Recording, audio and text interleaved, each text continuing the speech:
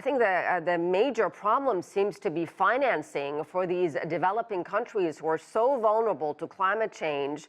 Have any of the past pledges and commitments by richer nations, have any of it translated into concrete action for these countries?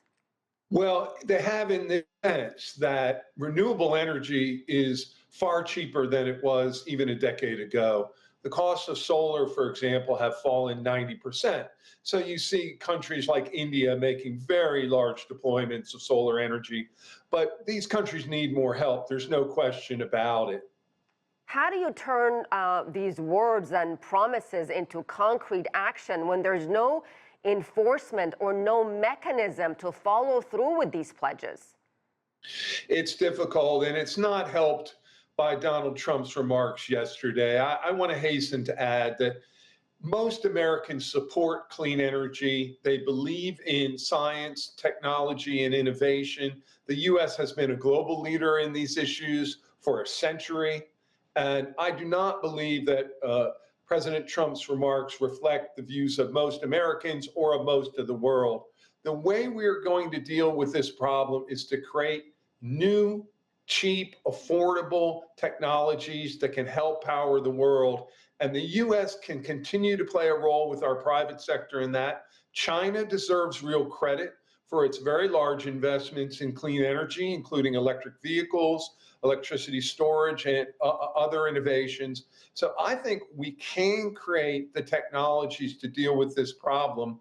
We have both the private sector and governments have to be involved. I want to get to China in a moment, but going back to Donald Trump, who called climate change a con job, and the scientists behind all this work that's being done to protect our planet, he called them stupid. How much do you think, as much as I understand what you're saying, that most Americans do believe in climate science, but how do comments like that, what kind of damage does that do when you have another conference like COP30 in Brazil? I actually think it damages Republicans and Donald Trump and the MAGA movement more than it does the United States. Most Americans believe in technology, in science. They know that clean energy can play a very vital role in providing affordable energy to American households. So I actually think that it's a self-inflicted wound by Trump on himself. I think the global leaders need to focus most especially on limiting near-term temperature increases. And I would like to see a greater focus on methane mitigation. Cutting methane is the key to reducing global temperatures over the next 20 years and preventing tipping points in natural systems.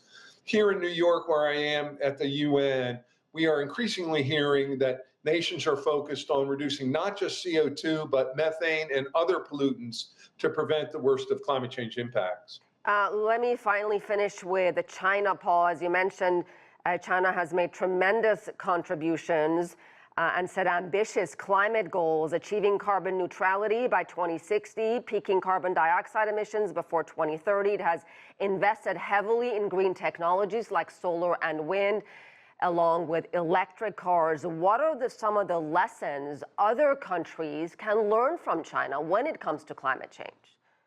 Well, I think the U.S. has made a mistake under Trump in not continuing the incentives that the Biden administration had on clean energy. They were galvanizing tens, in fact, hundreds of billions of dollars of private sector new investment, creation of hundreds of thousands of jobs. Clean energy is the technology of the future. It's fossil fuels will be around for a while, but more and more clean energy is going to be important. I know that Chinese emissions are still the largest in the world, and China still needs to act dramatically on a yearly basis. But they have taken a new pledge just in the last hour that I think is good progress. I believe we have the technology and we know the policies to cut methane and these other pollutants. We just need to stay the course, pay no attention to Donald Trump and the MAGA movement. I think this will pass soon enough, and the United States will be back in the fold. And Paul, my producer, is telling me I have a little bit more time for one more question. As you and I are having this conversation, southern China is getting hammered by Typhoon Ragasa. If you could perhaps explain to us how human-caused climate crisis has made storms like Ragasa more unpredictable and much more powerful than before? It's a really good question, and my heart goes out to the people who are suffering there. What is happening is global warming is increasing the temperature of bodies of water, including the South China Sea, all around the world. And what that means is that tornadoes, hurricanes, typhoons, and other storms can carry more moisture.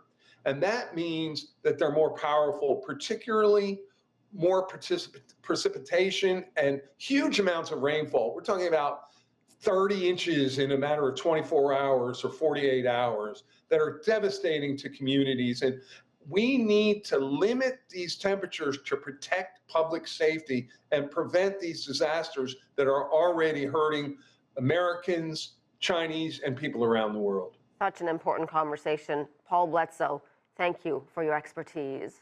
Thank you.